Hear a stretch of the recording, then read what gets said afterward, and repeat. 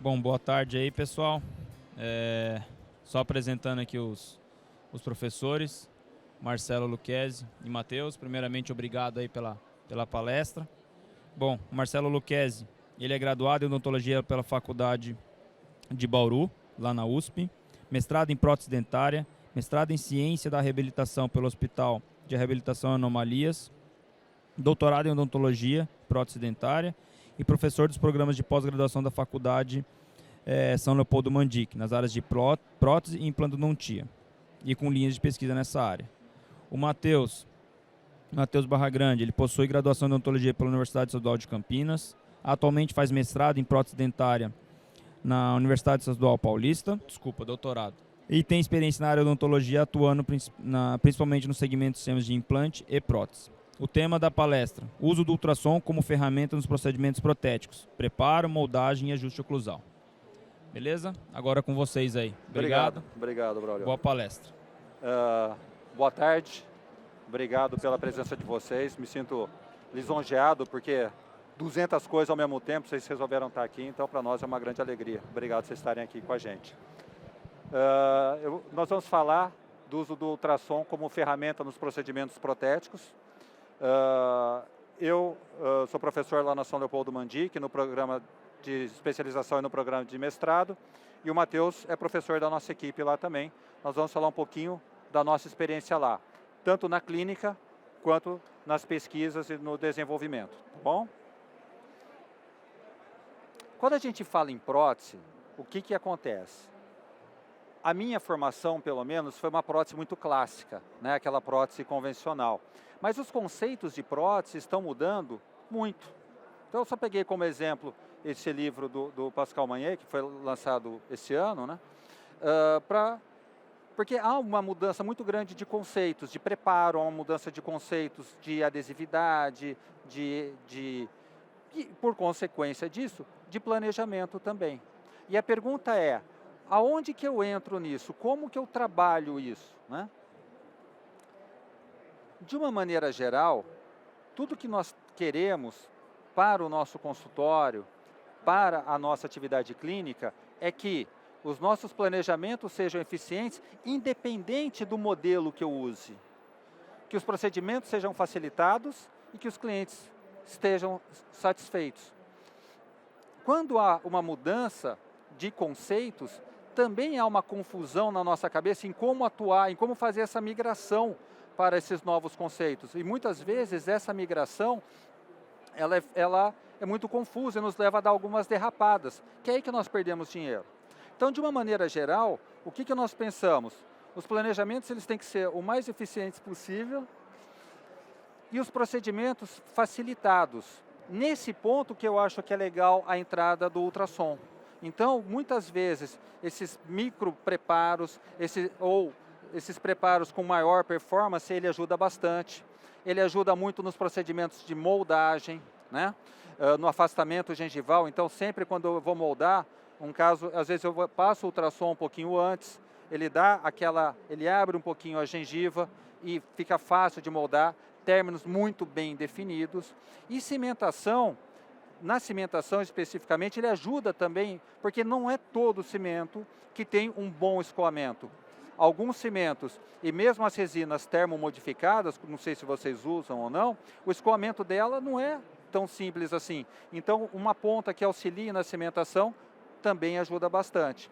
Então, de uma maneira geral, nós temos usado o ultrassom nessas fases. Temos em relação à prótese, o Matheus vai falar isso. Nós temos usado no preparo, temos usado na moldagem, temos usado na cimentação, né? Isso facilita muito os procedimentos, melhora muito a nossa moldagem, melhora muito os nossos resultados. E o cliente fica satisfeito, por quê? Porque a experiência dele é muito mais tranquila, né? Você preparar sem precisar anestesiar, ele passar por procedimentos mais leves, menos doloridos, reflete bem a experiência do paciente. E isso resulta em maior lucratividade para a gente e resulta principalmente em tranquilidade. Eu derrapo menos, eu repito menos, eu tenho maior lucratividade. Então, é isso que é nisso que nós vamos levar a nossa apresentação, na facilitação desses procedimentos. Eu vou falar um pouquinho de como nós temos atuado. Eu sou professor lá na São Leopoldo Mandic, sou professor de curso de especialização e de mestrado, né? Nós temos uma equipe chamada Equipe de Pério, Prótese e Implante de Campinas, que quem coordena sou eu e o professor André Pellegrini, né? Então nós temos turmas de especialização e temos turmas de mestrado, tá certo? E nós temos trabalhado então no nível de educação, na formação de profissionais, dentro de uma filosofia de trabalho que vocês vão ver daqui a pouquinho com o professor Matheus, e temos trabalhado também na pesquisa e na inovação. Na educação, nós temos um fluxo de trabalho patenteado, né, que num primeiro momento parece muito complexo, mas que clinicamente ele facilita muito a nossa abordagem clínica. Esse conceito chama-se DPR, Decisões, Procedimentos e Resultados, e é uma ferramenta de gestão do paciente. Então, a partir desse protocolo, desse fluxo de trabalho, nós temos, ele automatiza o processo de diagnóstico, de todos os diagnósticos daquele caso, ele atua no planejamento, né, ele automatiza o planejamento e atua na documentação. Num primeiro momento, isso parece muito complexo, mas no dia a dia clínico, isso é muito mais simples do que uma abordagem em um fluxo linear. E em relação à inovação, nós temos na São Leopoldo Mandic um núcleo de inovação e tecnologia, chamado de NIT. Então, os trabalhos de inovação nós fazemos dentro desse núcleo lá dentro e trabalhamos com algumas empresas parceiras. E a CV-Dentus é uma empresa parceira, né? Então, nós trabalhamos... Nossa, a foto ficou ruim. Esse aqui é o professor Vladimir, dando aula lá no nosso curso, tá certo? E, a partir daí, nós resolvemos... a gente traçou algumas linhas para trabalhar junto e desenvolver novas tecnologias, novos insertos, tá certo? Então, aqui foi no dia que nós fizemos traçamos alguns objetivos de desenvolvimento, né? Foi nesse dia, e nesse dia nós começamos 2 projetos que estão finalizados, que são o desenho de novos insertos. Insertos para ajuste oclusal e insertos para remoção de pino de fibra de vidro, né? Esse processo começou aproximadamente 1 ano e meio atrás, e agora os resultados chegaram, então logo estará no mercado. O aluno que desenvolveu, que trabalhou no desenvolvimento dos insertos de ajuste oclusal foi o Marinho, né? O Marinho é implantodontista lá de Governador Valadares, nosso aluno. Aqui os insertos ainda no primeiro teste, né? no primeiro protótipo. E como é que nós fizemos esse desenvolvimento? Uma das dificuldades de se fazer ajuste oclusal, quer seja para o carbono, quer seja para o inserto, é que ele tem que atuar em todos os tipos de superfície. Tem que atuar em esmalte, tem que atuar em amálgama, tem que atuar em resina, nos diversos tipos de cerâmica. Então, a gente precisa de um inserto que tenha uma efetividade em todos esses tipos de materiais. Então, nós desenvolvemos um manequim, né, onde foram feitos aqui um dente com esmalte rígido, e aí provisório em PMMA, porcelana feldspática, porcelana de silicato de lítio, porcelana microhíbrida e zircônia monolítica. E testamos, e fizemos várias simulações e vários testes com diferentes granulações desse tipo de inserto e diferentes tempos de desgaste, tá certo? Os resultados desse trabalho saem agora, mas o que eu posso adiantar para vocês é que clinicamente isso foi muito interessante. Eu já tenho usado isso clinicamente no consultório e tenho tido resultados interessantes. Qual que é a vantagem? Quando a gente vai fazer um desgaste, um ajuste oclusal, com pontas diamantadas, qual que é o problema? Aquela superfície fica muito rugosa, né? E nós sabemos hoje que superfície rugosa é mais deletério do que o material da superfície. Então, uma resina rugosa é pior do que uma cerâmica polida, apesar da resina ser mais macia. Então, hoje, isso é muito nítido na literatura, que a superfície, né, a polidez da superfície, ela é muito importante, especialmente na relação com o dente vizinho. Então, quando nós fazemos ajuste oclusal, o final do ajuste oclusal tem que ser o quê? O acabamento, o polimento, normalmente com borrachas abrasivas. E muitas vezes, ao passar a borracha, eu tirei o contato que eu criei. Então, fui lá, fiz o ajuste com broca, deixei bonitinho, certinho. Eu quero esse contato aqui desse tamanho, eu quero esse contato desse tamanho, eu quero esse contato posicionado aqui, beleza. Só que ali ficou rugoso. E aí, o que eu vou fazer? Eu vou passar borracha para tirar a rugosidade. O que acontece? Quando passo a borracha, também tiro o ponto que eu defini. Então, nesse caso, nós tentamos trabalhar com duas rugosidades, uma mais grossa e uma ultra fina, para quê? Para que esse ajuste final seja feito com a ultra fina e aí não haja necessidade de fazer polimento. Então, essa é uma das vantagens. O outro trabalho que eu vou mostrar para vocês é o inserto para remoção de pino de fibra de vidro, que na verdade eu não tenho a foto da aluna que está trabalhando aqui, que é a Ellen, mas ela está ali, ó. Ela que eu falei, em vez da foto vai você, melhor do que a foto, né? Então eu falei, não vou colocar a foto, a Ellen veio para mostrar uma foto em 3D assim mais animada, tá certo? O desenvolvimento disso foi bastante trabalhoso, né? Vocês podem ver que aqui já estava na 3ª versão, então foram muitas tentativas e erros, tá certo? Mas os resultados estão aqui, o pino cimentado, né? Num bloco de acrílico transparente. Nós colocamos o bloco de acrílico aqui para poder filmar, para poder mostrar, né? Fazendo o desgaste e o pino soltando com mais tranquilidade, né? Depois a Ellen isso vai para o mercado ainda, mas os resultados iniciais foram iniciais não, né? Os resultados agora, maduros, foram muito interessantes, foram muitos, e o pino tem pulado. Então a gente tem tido um resultado muito legal, e essa foi uma ideia e o desenvolvimento da Ellen, que chegou num resultado bem interessante, tá certo? Eu queria apresentar isso, agora quem vai continuar tocando vai ser o professor Matheus, que ele vai falar da parte clínica propriamente dita, tá bom? Matheus. Valeu. Bom, pessoal, acho que o Marcelo apresentou a filosofia, mais ou menos, que a gente trabalha na São Leopoldo, dos cursos, né? E o que a gente faz lá de bagunça lá, que é esses insertos, mais alguns outros trabalhos que a gente está criando junto com o Braulio aí.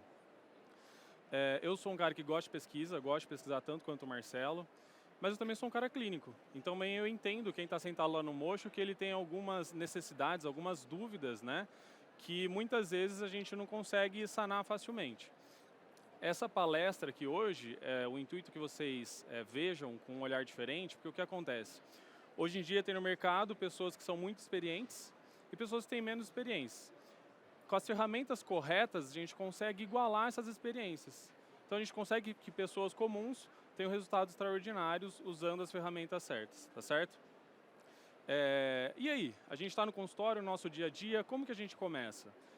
Eu sei que todo dia é apagar um incêndio, às vezes não é só boleto, tem o paciente que enche o saco, né, tudo mais isso. Para a gente conseguir compreender, a gente ter essa performance maior com a prótese, a gente precisa ter uns fundamentos básicos bem claros na nossa cabeça, né? Então, esses fundamentos, é interessante que a gente entenda que é o caminho da felicidade do nosso dia a dia do consultório. Felicidade, na verdade, é a gente ter o nosso cliente satisfeito e você fazer um bom trabalho. Não é você chegar em casa e ficar pensando naquele caso, puta, poderia ter feito melhor, ou o paciente enchendo o saco, e a gente não tem a base, a gente não tem o planejamento certo, correto, para a gente conseguir discernir o melhor que a gente pode fazer, tanto para o paciente quanto para a gente. Quando eu falo em fundamentos, a base, na verdade, todo dentista, ele mexe com dente. Inicialmente, todo mundo, claro que tem dente que não tem dente, é desdentado. E depois a gente precisa entender um pouquinho dos materiais que a gente utiliza para restaurar esses dentes e as técnicas de cimentação. Não é uma aula que vocês vão entender a fundo isso, mas é só para vocês entenderem que o fundamento, para construir um prédio, tem que ter um fundamento muito bem estabelecido. Então, os dentes, como todo mundo sabe, eles são baseados em 3 estruturas, né? O esmalte, a dentina e a polpa. Mas qual que é a diferença? O que a gente tem que pensar quando a gente olha para o paciente, a gente vê esse dente rígido, quando a gente trabalha com algum caso normal? O esmalte ele é 100% rígido, embaixo dele tem uma junção cemento-esmalte, e essa junção cemento-esmalte, quando a gente compara, ela consegue absorver, ela consegue tracionar todas essas tensões ou todas essas trincas que tem no esmalte para o dente não rachar. Então é muito importante que a gente entenda, quando a gente pega um paciente, que o que vale ouro, o que a gente tem que enxergar no nosso dia a dia, que a gente precisa preservar, é o esmalte dentário. Então o esmalte, com as suas características, tanto químicas quanto mecânicas e biológicas, a gente sempre tem que tentar fazer a preservação do esmalte dentário. Então hoje em dia, sempre que a gente puder, a gente precisa preservar o esmalte dentário por todas as suas características que a gente vai utilizar posteriormente em qualquer reabilitação, tanto uma coroa quanto numa restauração convencional. E por que ele vale ouro? Ele vale ouro porque quando a gente trabalha e fala em cimentações, tanto de restaurações ou então de cerâmicas odontológicas, a literatura fala que quase 100% dos casos que estão em esmalte, a gente consegue um resultado muito eficiente de longevidade. Longevidade para o seu paciente e uma tranquilidade para você. Se não tem o cara te enchendo o saco, você também fica mais tranquilo para você trabalhar no seu consultório. Quando a gente fala de materiais odontológicos, eu sou formado, na verdade, fiz mestrado e estou fazendo doutorado em São José dos Campos. Lá eles têm uma classificação única. E é interessante isso, que quando a gente fala de materiais restauradores, tem uma gama no mercado e a gente não entende qual é a indicação e como que a gente usa cada uma. Claro que não é que vocês vão aprender a fazer isso, mas é legal que vocês entendam que para o seu dia a dia clínico e que vocês saibam que as cerâmicas odontológicas, principalmente, elas são classificadas pela sua sensibilidade ao ácido fluorídrico. Então, quando a gente coloca ácido fluorídrico e tem uma interação com essa superfície dessa cerâmica, a gente consegue ter reagentes que vão interagir, então, com a cerâmica odontológica para a gente conseguir fazer uma união. E essa união é melhor, lembrando anteriormente, feita em esmalte, tá certo? Então, a adesividade se torna melhor em cerâmicas que são ácidos sensíveis, né? E a classificação que foi feita em São José dos Campos é basicamente pela sua carga, pelo seu compósito da sua cerâmica. A cerâmica, se a gente for falar de uma madeira mais bruta, ela é composta de matriz vítrea e seu compósito, vamos dizer assim. Quanto mais matriz vítrea, mais estética ela é. Então a classificação é pelas cerâmicas vítreas e as cerâmicas policristalinas, que tem quase nada de matriz vítrea na sua composição. E a terceira classificação seria com matriz resinosa, que tem compostos resinosos dentro do seu material. Então, quais são as sensíveis que a gente teria que pensar em trabalhar? São as cerâmicas de matriz vítreas, né? E as cerâmicas de matriz resinosas. As não sensíveis seriam as policristalinas, que são basicamente as zircônias, né? Que a gente consegue trabalhar hoje em dia. Isso é interessante que vocês entendam, porque quando a gente vai falar em interação da nossa cerâmica com o dente, com o esmalte, a gente tem que saber qual que seria o melhor resultado que a gente teria. Não tem como a gente colocar um material em esmalte, mas a gente não tem adesividade desse tipo de material. Para a gente finalizar, então, o fundamento, a base do nosso dia a dia do consultório, a gente tem que saber um pouquinho sobre as técnicas adesivas, né? As técnicas adesivas, o professor Marcelo, na verdade, criou um sistema que foi muito interessante, ilustrativo para a gente conseguir entender e facilitar a questão da adesividade dessas peças cerâmicas. E a gente tem que pensar que quando a gente vai cimentar alguma coisa, vai utilizar algum material, a gente tem que saber se ele é sensível a ácido ou não. Então as zircônias dos metais, eles não são adesivos, porque eles não são ácidos sensíveis. Você não consegue ter uma adesividade com esse tipo de material. Já as outras cerâmicas, como a de silicato, monossilicato, as feldspáticas, as cerâmicas microhíbridas, que são as cerâmicas vítreas e as cerâmicas de matriz resinosa, a gente consegue ter uma cimentação, a gente consegue ter uma interação com o material que a gente está utilizando. O professor Marcelo, então, esse daqui está ele também está ali pessoalmente, ele criou essa ilustração de cores com um semáforo, né? Onde seria o mais fácil até o mais difícil, a estética, né, anterior, ou então um material que a gente consegue utilizar meio polivalente, quase todos os tipos de dentes que a gente pode fazer no nosso dia da clínica. E quando a gente não tem esmalte, que é aquilo que eu falei, o que vale ouro é o esmalte, né? E quais são, então, essa ilustração que o professor Marcelo fez? Quando a gente trabalha em região anterior, região estética, a gente precisa trabalhar com o cimento resinoso, né? A gente precisa ter essa interação tanto do ácido, do adesivo, com esse tipo de material que a gente está utilizando. Quando a gente precisa de alguma coisa mais polivalente, a gente precisa desses cimentos autocondicionantes, como o 200.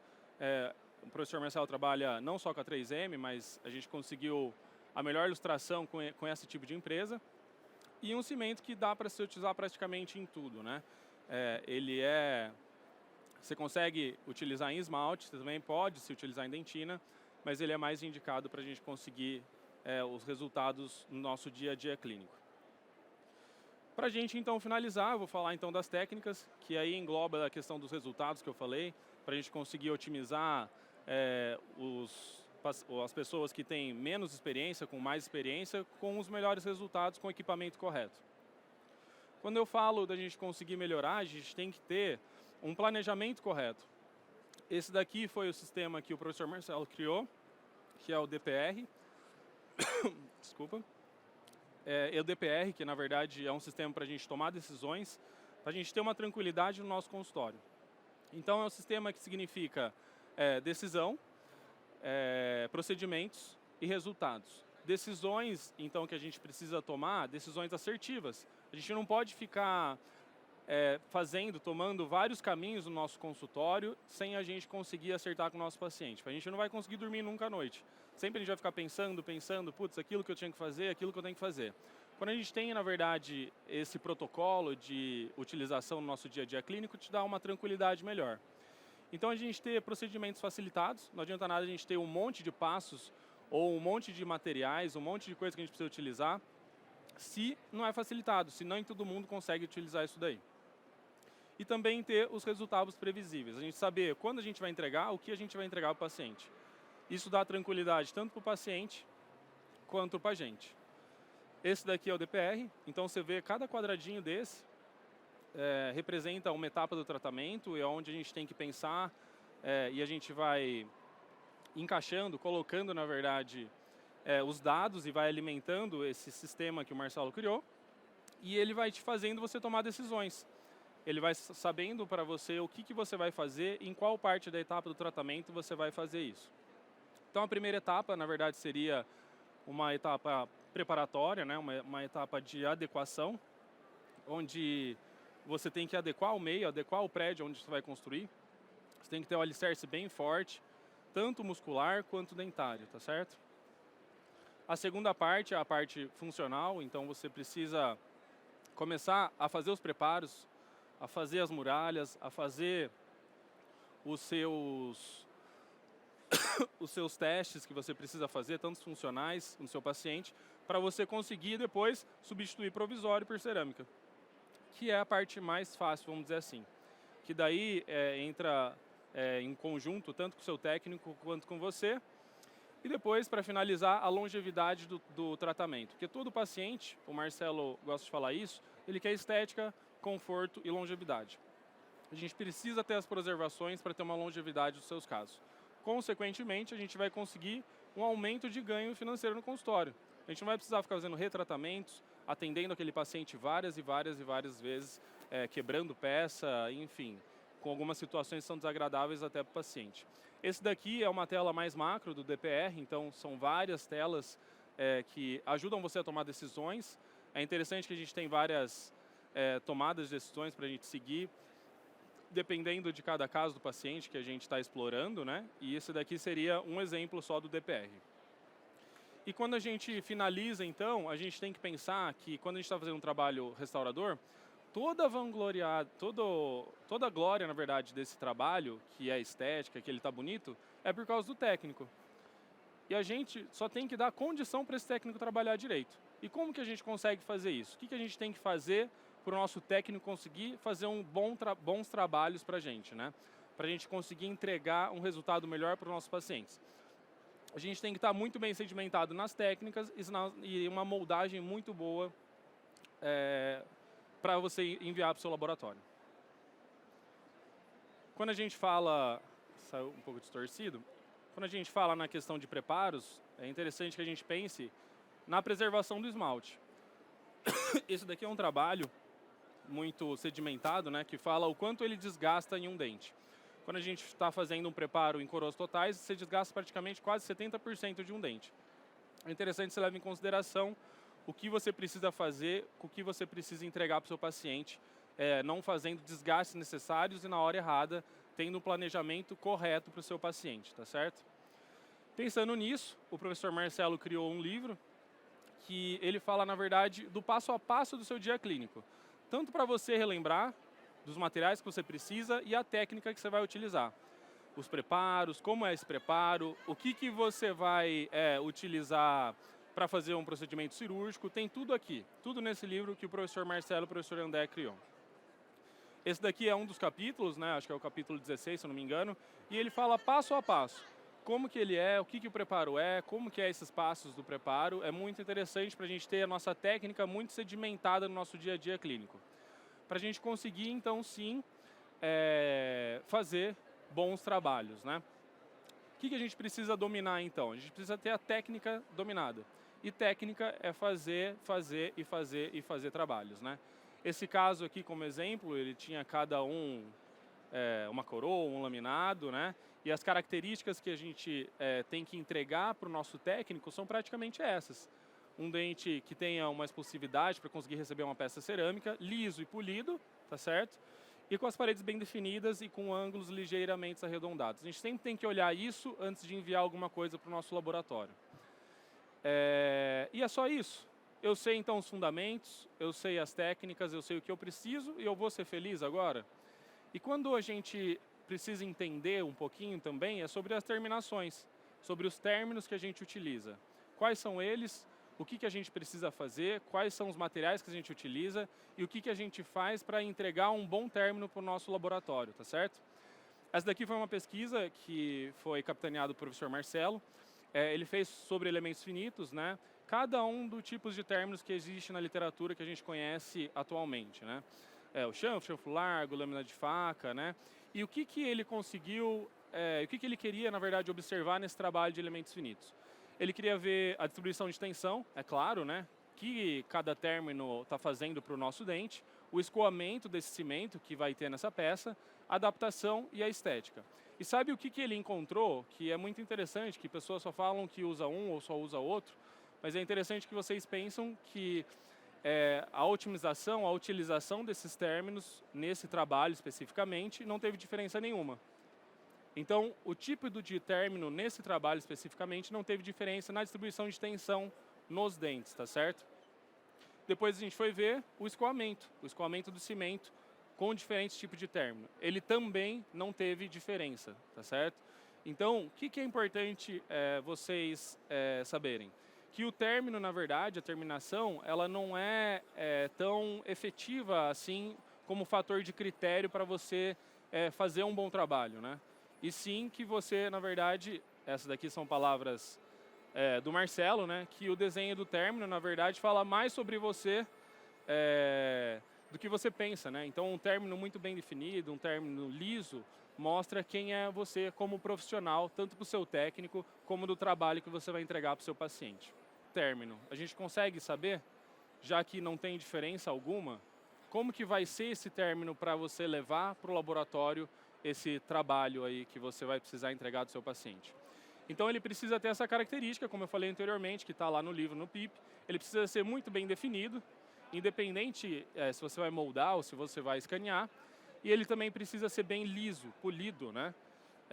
E para a gente entender essa questão da definição, de adaptação, do escoamento desse material, dessa lisura que a gente vai fazer desse tipo de preparo que a gente está fazendo para esse tipo de paciente, aí que entra a questão da utilização de ferramentas que a gente consegue otimizar pessoas com menos experiência, pessoas que têm mais experiência.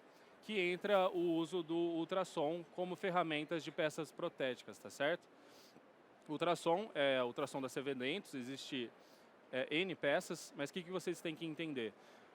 Os diamantes convencionais das peças diamantadas, eles são colados, né? Eu acho que vocês já ouviram, não sei, ou já viram. E da CV Dentos é um diamante único. Então, consequentemente, com a utilização do ultrassom, que é uma vibração, a gente consegue, na verdade, um brunimento. A gente consegue quase que um polimento final perfeito, para a gente conseguir fazer uma boa moldagem, uma boa entrega do seu trabalho para o seu técnico. Então, é aquela cereja do bolo que às vezes a gente não sabe o que a gente consegue chegar em certos lugares porque falta algumas coisas, né? E aqui está algumas coisas delas que fazem muita diferença no nosso dia a dia clínico. É a gente conseguir esse término, esse polimento final. Você conseguir fazer moldagens, onde a terminação está bem exposta, está bem moldado, para você enviar para o seu laboratório isso, e ele conseguir te entregar uma peça bonita. Porque se a peça está bonita, o crédito é do laboratório. Você só deu condição para o seu técnico trabalhar corretamente, tá certo? Vamos mostrar um caso clínico só para finalizar a aula para vocês. E aí vem o caso clínico todo planejado no sistema DPR para a gente conseguir tomar decisões mais assertivas, né? Esse daqui é uma avaliação inicial, onde tira algumas fotos para a gente conseguir avaliar o paciente. É interessante que a gente não avalie por uma foto, não o paciente, ou só pelo dente, e sim pelo contexto que ele tanto questão bucal quanto questão funcional, né? Esse aqui, no caso, tinha uma perda de dimensão vertical satisfatória, então precisaria repor, tinha alguns elementos ausentes, uma contenção, ausência de contenção posteriores, e aí foi idealizado fazer uma reabilitação para esse paciente. Claro que antes disso teria que dar uma condição muscular, músculo-esquelética para esse paciente, para ele receber essa habilitação. Não tem como a gente trabalhar com um paciente onde ele não vai ter uma longevidade posterior. Então isso é uma filosofia nossa, dos nossos trabalhos lá, tanto da especialização quanto do mestrado. É uma filosofia onde a gente consegue ter uma base muito forte para a gente conseguir ter esses dados, essa função mais estendida para o paciente. Quando a gente já tem tudo sedimentado, toda a base feita, e aí é começar a fazer, dar corretamente os provisórios, dar a dimensão para esse paciente correta, utilizando enceramentos, fazendo provisórios fresados, provisórios com bisacrílicas, e a gente começa a trabalhar a oclusão desse paciente, nesse caso. Aqui foram feitos laminados inferiores, eu acho que vocês não vão conseguir ouvir, mas aqui está o ultrassom. Quando ele está somente em esmalte, ele tem um agudo um pouco maior. Então, assim, a gente consegue ouvir quando a gente está trabalhando com certos tipos de material. E aqui está fazendo um polimento final, né, para a gente conseguir enviar essa moldagem para o técnico, para o laboratório, para ele conseguir fazer bons trabalhos, como a gente falou anteriormente. E aí vem você utilizar bons materiais de moldagem. Não adianta nada você ter um melhor preparo e você não conseguir utilizar bons materiais. Você usando sempre os silicones de adição, de boa qualidade, né, e você conseguir términos bem definidos e lisos, né, onde tem esse escoamento mais facilitado. Aqui, no caso, já vai para a cimentação, para finalizar esse caso desse paciente. E quando a gente cimenta, a gente precisa fazer os ajustes oclusais. Aí entra aquela pesquisa que o Marcelo falou anteriormente, né, que o Marinho de Souza fez, onde ele avaliou, na verdade, os desgastes com cada tipo de material cerâmico e tanto em dente, para não acontecer exatamente isso. Quando a gente faz aquela puta restauração bonita e depois a gente vai fazer ajuste oclusal e perde totalmente a anatomia. Para a gente conseguir fazer ajustes de qualidade, ajustes refinados, porque em cerâmica é só refinamento, né? Você não vai desgastar isso, então isso ajuda, na verdade, essa ponta ajuda no nosso dia a dia, no nosso ajuste oclusal com nossos pacientes, no nosso refinamento. Aí aqui é todo o mérito do laboratório, claro que a gente entregou uma estrutura boa para eles trabalhar, é o caso finalizado. Aqui é depois a preservação, né, da placa para a gente ter tanto uma longevidade, uma estabilidade muscular e uma estabilidade dessas peças a longo prazo, né, para a gente conseguir sempre mensurar isso e ter essa estabilidade. E esse daqui a gente conseguiu um bom resultado.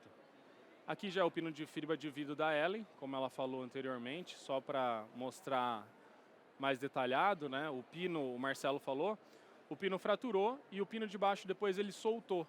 Então é muito interessante que a gente pense em novas alternativas para se utilizar o ultrassom. Não é só para fazer raspagem, supra ou sub, né? A gente pode utilizar ele tanto para prótese, para polimentos de prótese, para remoção, para endodontia. Isso te dá resultados diferentes que a gente está acostumado a ter. Tá certo? Faço o convite, faço as vozes do Marcelo agora. Em setembro vai começar uma turma de mestrado. A nossa filosofia lá do mestrado é sempre pensar fora da caixa, pensar com trabalhos que fazem a diferença, tanto no nosso dia a dia clínico, tanto que vai poder inovar em alguns sentidos aí. E esse daqui fica o nosso convite aí para quem tiver oportunidade ou quiser se aprofundar nessa área acadêmica, fica o nosso convite. E eu agradeço vocês estarem presentes. O Braulio vai finalizar aqui e agradeço o tempo de vocês também.